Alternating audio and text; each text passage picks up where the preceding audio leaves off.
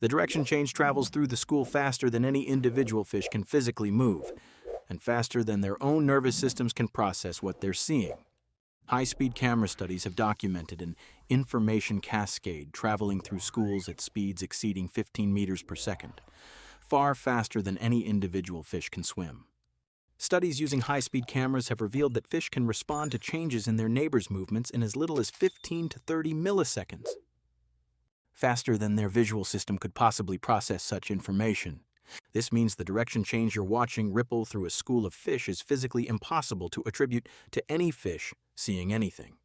By the time the visual information reaches the brain of the fish next in line, the change has already passed through it. The school is responding to something traveling faster than sight itself, a pressure wave moving through the water, felt by a sensory organ running along the entire body of every fish simultaneously. The organ that detects the direction change isn't an eye or an ear. It's a sensory system humans don't have and can barely simulate. Fish have a line of cells along their bodies called neuromasts, which alert the fish to vibrations, pressure changes, temperature changes, and nearby water movement. Compromising the lateral line by chemical treatment reduced the mutual information between individuals by approximately 13%. This relatively small reduction in pairwise communication propagated through schools of varying size to reduce the degree and connectivity of the social network significantly.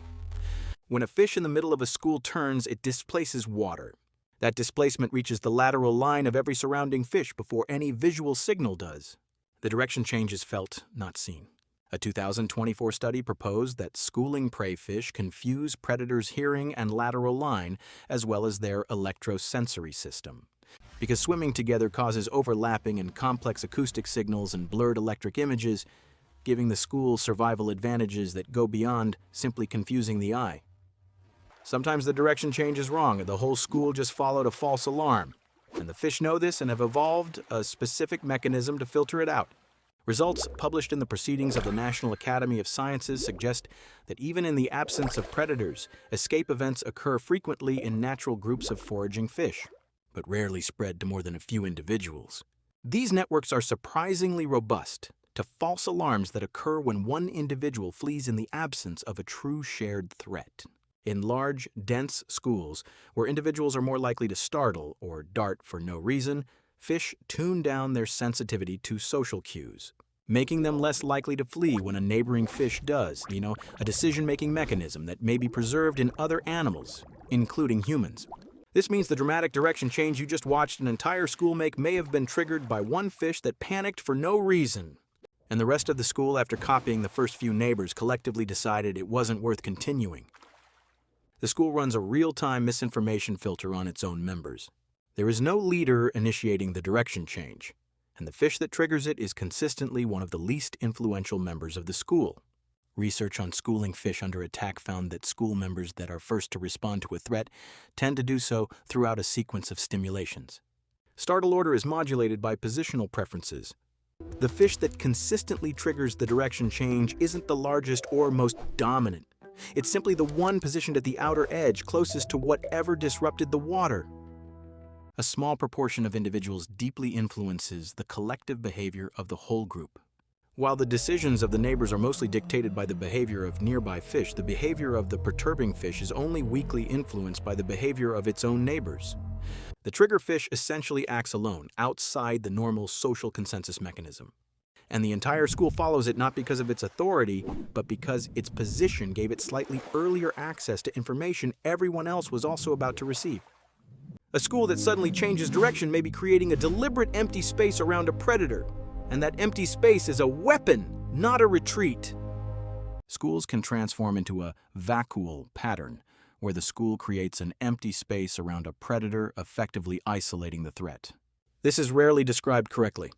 The school doesn't flee from the predator in the vacuole response. It reorganizes itself around the predator, maintaining a precise distance from it on all sides, essentially building a living cage of empty water that follows the predator wherever it goes. Fountain effects are thought to occur when predators attack the centroid of groups from behind, as such attack directions may be a mechanism by which predators can break apart groups. The direction change that triggers a vacuole isn't the school fleeing the predator. It's the school reorganizing to neutralize it. surrounding it with unpredictable, continuously moving bodies close enough to disorient its sensory system, but far enough to stay out of striking range. The silver flash that ripples across a school during a direction change isn't a side effect. It's a separate, deliberate communication signal. Shimmering waves contain information on the behavioral dynamics of the school. These flashes arise when sunlight is reflected off the specular, mirror-like skin that characterizes many pelagic fishes.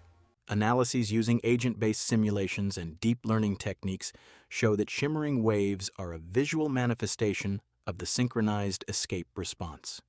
In the case of a simultaneous response to a predator attack, the attack is followed by an instantaneous flash cloud. The flash arrives before the directional information has fully propagated. The flash reaches the entire school before the turn does. It's a separate, faster signal. Light traveling through silver scales before water pressure has time to carry the mechanical message. The school communicates the emergency twice, in two different physical mediums, within the same fraction of a second. A school that changes direction twice in quick succession is more dangerous to approach than one that changed direction once, because the second change is dramatically amplified.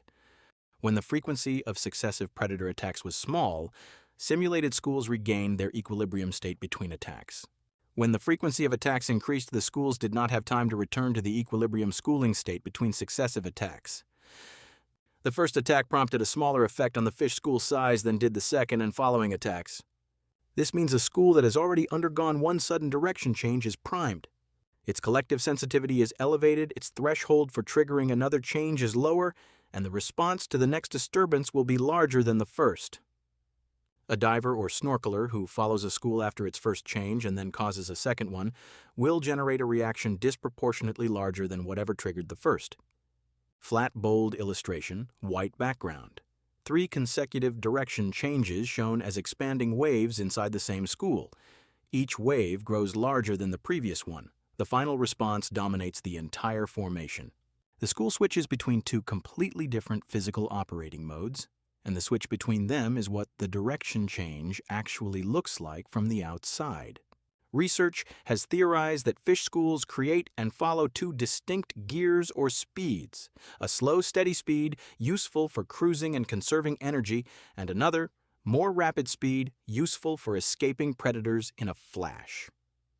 Some beautiful physics is at work in fish schools, with each individual creating a wave in the fluid while also surfing on the wave left by its upstream neighbor. Without changing any parameters in the model, the group goes into a milling state, then suddenly transitions to schooling and back to milling. Fish benefit from switching between milling, which keeps them in one spot and less visible to predators, and schooling, which allows them to explore more. The sudden direction change you're watching from the surface is the school shifting between these 2 physical modes, from a conserving, low visibility state into a high-speed, coordinated escape system. The shift is total, simultaneous, and irreversible until the threat passes. Following a school that changed direction puts you directly in the path of whatever the school just identified, because the school moved away from the threat, not toward you. The geometry of a school's direction change is almost never discussed in terms of what it implies for an observer. When a school turns suddenly away from a point in the water, that point is where the threat was detected. The school's new trajectory is the exact opposite bearing from the threat. If you follow the school in its new direction, you are moving toward the threat the school just fled, not away from it. The predator, the pressure wave, the chemical alarm signal, or whatever triggered the turn is now behind you in the space the school just evacuated. You moved into the vacuole. The school didn't lead you to safety. It fled the same coordinates you just entered.